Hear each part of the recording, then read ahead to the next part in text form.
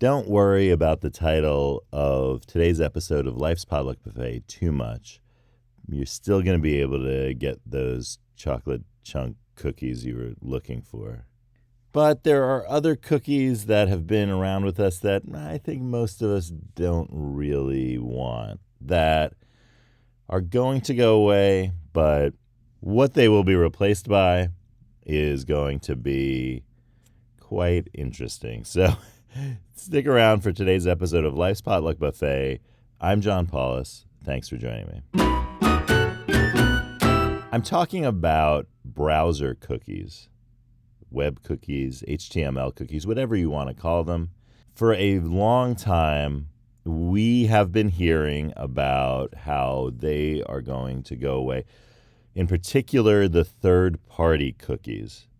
And these are, when you have the word party and cookies in one name, you got me sold. But these aren't that fun. Let's be real. And for many years, the end of the third-party cookie has been coming.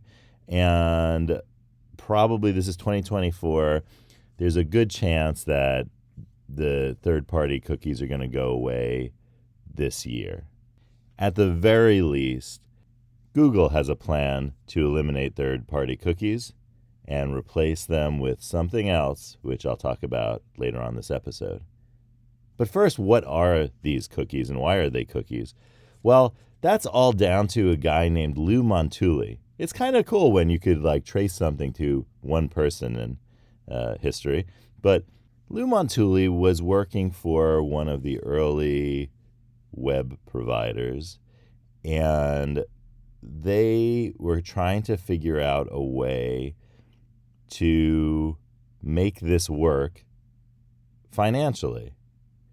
And they were giving away a lot of open source stuff, as we would call it now, because they really, the people working on it believed in the idea that anything that they came up with should be freely available. And that was cool. And they really cared about privacy too. And so they were seeking a solution that would enable what they saw as being the most important aspect of this new internet that was going to be supercharged and used by everyday people like us. That new internet the backbone of it was going to be commerce. Because let's face it, commerce is the only way to produce that money they needed to operate the business that they were running.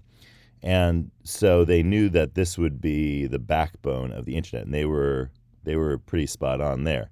Now, the commerce part of it was tricky because the problem of the internet at that time was that there was no memory for these things. And that's important. Websites didn't have a way of remembering when someone visited, even inside of a session of them visiting. Every single link was a new interaction, and the website just didn't have any way to remember what the last interaction was. But being concerned about privacy, Lou Montulli and his colleagues were looking for ways that would be private for users, that users would hold on to rather than the websites, so that it wasn't that the website was just collecting all of this data and storing it and basically tracking and spying on people. But instead, it was something that would be in the hands of the user's browser. Okay, so Lou Montulli remembered something he had read in an undergraduate class he took about a thing called a magic cookie. And although he couldn't quite track down where he had found out that information, he knew that that was going to be the solution. And that idea of the magic cookie was, in his imagining, like a fortune cookie, where there was, there's a fortune that has the data on it in the cookie, and that would be the thing that was given to you.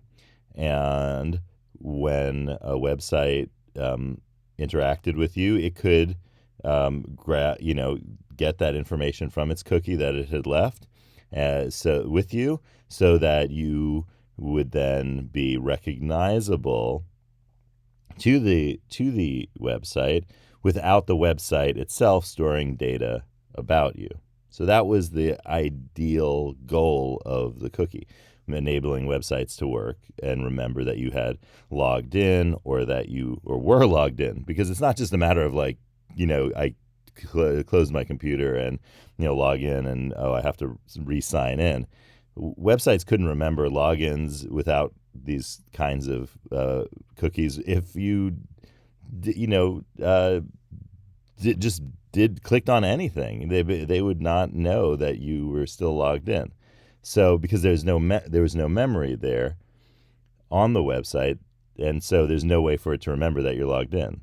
The only way to remember would be to access the cookie that said, oh, wait, this person's logged in, because they see that the active login is there, and they can pull on that information, and the computer knows. The thing is that these cookies were a perfect way and this was not the design of the original cookie, but it is a perfect way to develop a cookie that would track you across websites.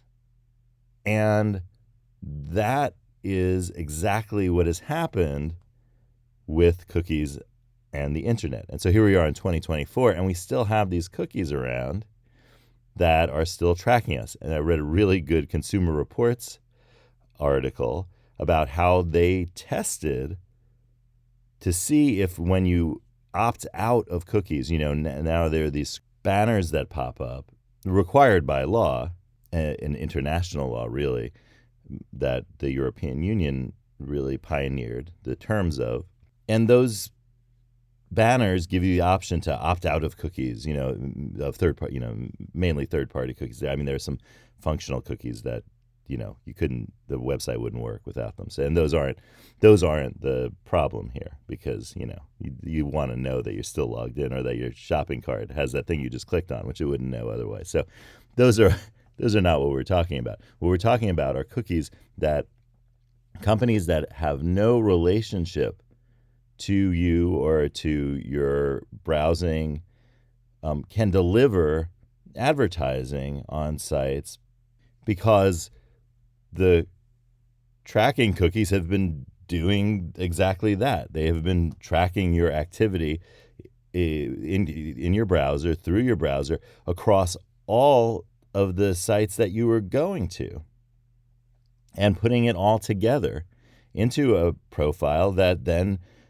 allows advertising to be delivered to you in a way that, at this point, people come to expect on a website, except if you're using a privacy browser that blocks all of those advertisements.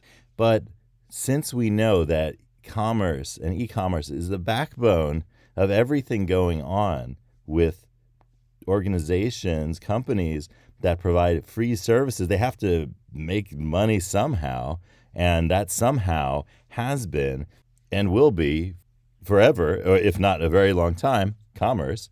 So getting that user information into the hands of advertisers and into the hands of companies that want to sell you their stuff cannot go away. So new ways of getting that information to the sellers is going to be always on the top of the minds of companies who design the backbone of the way that our web browsing works.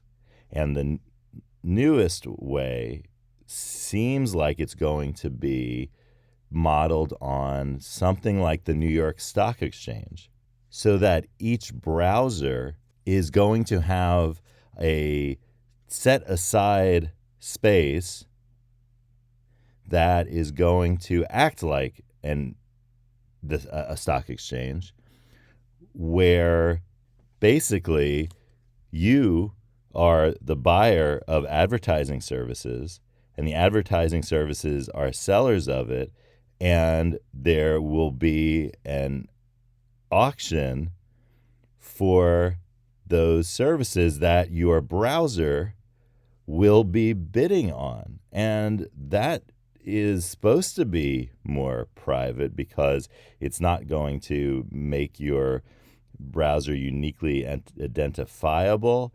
But there is so much in the behind the scenes action in the auctions that are going on while you happily browse away. There's the potential for some privacy issues. So that is either going to need to be solved in some way, or a newer, different technology is going to need to be put in place to meet the dual needs of continuing e-commerce as the financial backbone of web browsing for everyday users like you and me, and privacy laws that, when enforced, protect you and me from having our information shared or bought or sold without our consent. So let's draw the card for the day and see what our fortune is, treating them like the fortune cookies that were the model of web cookies. And I'll say yellow lemons, blue dumplings, magenta noodles. Cards tell us some things. And don't let it be passions over hobbies. No, I just probably jinxed myself. It's card 45. Understand your style.